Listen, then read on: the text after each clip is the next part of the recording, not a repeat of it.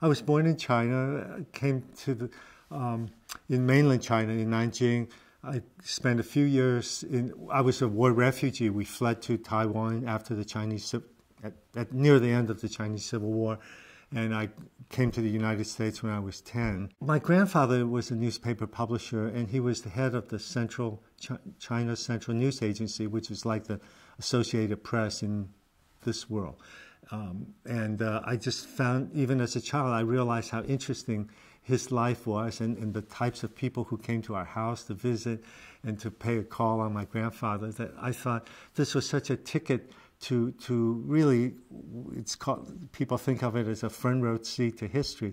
And I began to get interested in it. I worked for my college newspaper. I interned for newspapers while I was in college. The first book I ever wrote as a young reporter in Michigan was about the environment. It was one of my first beats, and I learned a lot about the competitive pressures and the conflict points between the economy and environmental protection issues. I've spent since 1999 covering the White House as a White House correspondent for the Los Angeles Times and then for Bloomberg News as the chief White House correspondent. Having come over the wall to the advocacy world, I think I can anticipate where a story is going, to see around the corner and over the horizon what will be a story, and to think strategically in a way that advances our goals and gets our message out before it becomes a story in a way that we would have to react to. What's really great at NRDC is we can have very healthy debates,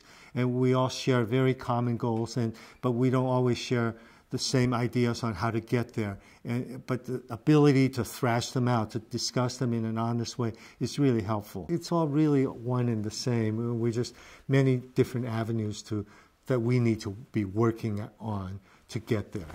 And I think we will with the great people we have.